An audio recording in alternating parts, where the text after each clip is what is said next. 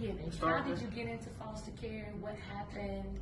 What is your earliest memory of foster care? Okay, well, the earliest memory I got from foster care ain't gonna never go away, right? So, I lived in Parkside, which is at the time that we were in Parkside, it wasn't even just Section 8 housing for us.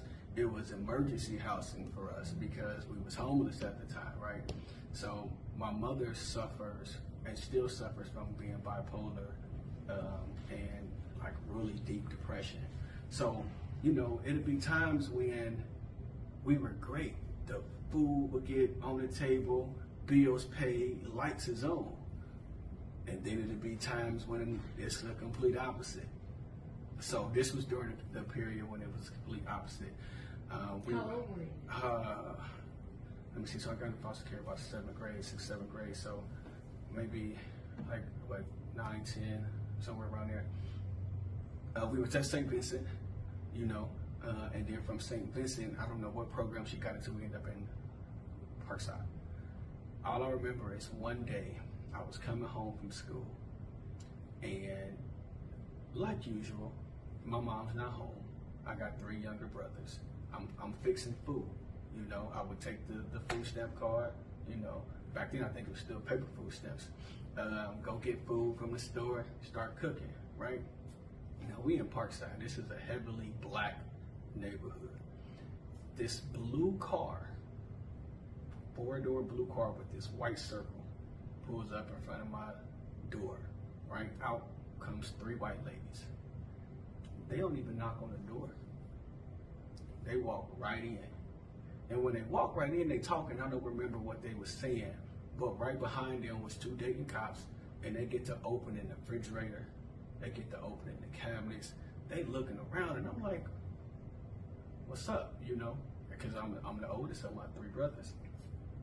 So long story short, from there, they take us, right?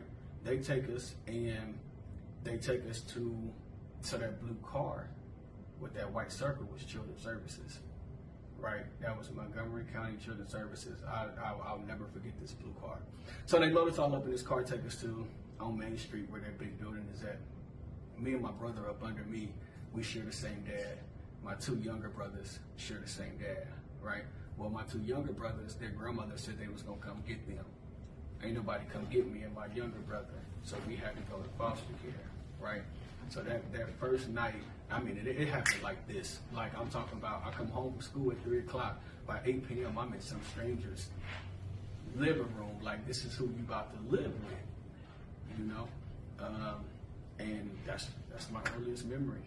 So Shondell, we just talked to your cousin, Miss Turner, and she told us the story that she remembers of you all, you and your siblings, being taken into foster care. She said that she went to camp and came home and y'all was gone.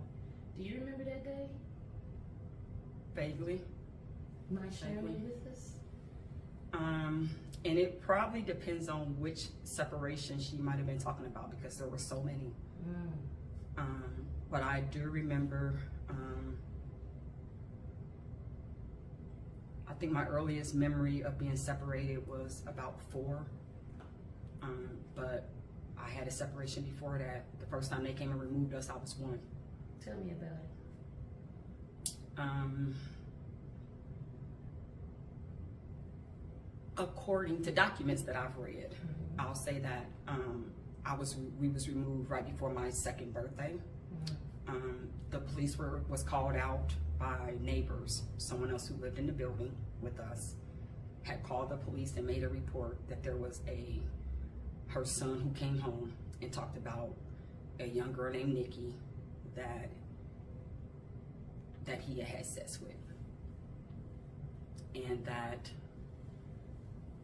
apparently there was a brother of Nikki's who was selling her for quarters at this time.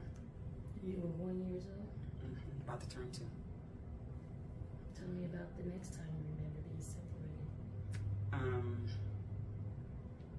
I remember about 4 years old. It was a big fight in our house. My mother had gotten jumped on. It was a guy at the house. I can't remember really what the fight was about, but there was a bunch of commotion. There was a bunch of blood.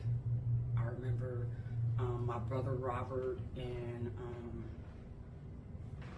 like it was a bunch of crying.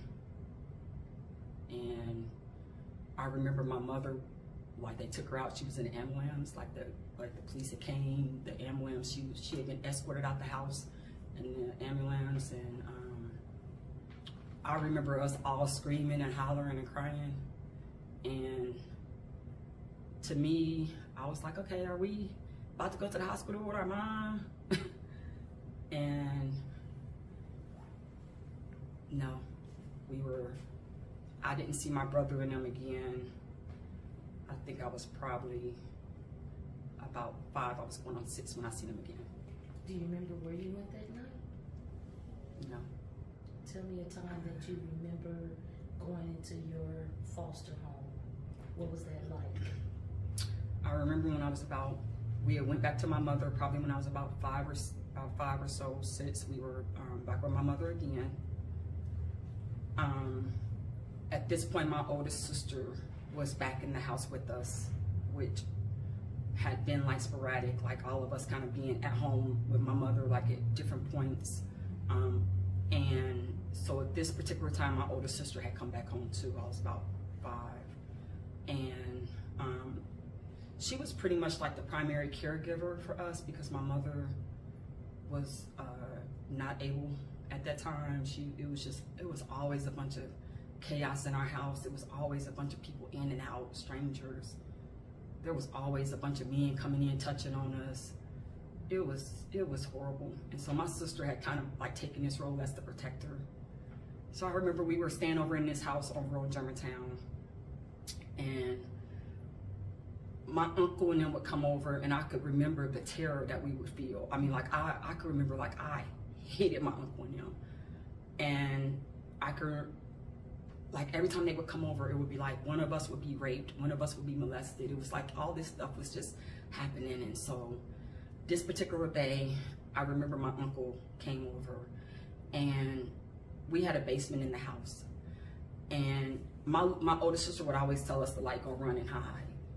So I can remember that day I went and ran and hid, but I hid like at this little opening of the basement, like where you could kind of like hide up under this little step, but you could kind of see out.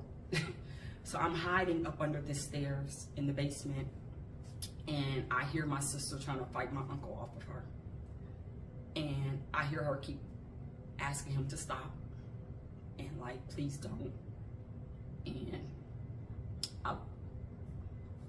I popped out, like hoping that if he seen me, he would stop. And next thing I know, I heard a bottle, like a bottle crack. My older sister literally took the bottle and hit my uncle over the head with it. And she told me, she's like, Nikki, run. And I went running up the stairs, and her and I went running down the street to a neighbor's house. They called the police, and we went back into foster care. Did you receive any therapy after that time? Did any social workers come and talk to you about that, or were you just in a stranger's home? Just in another stranger's home.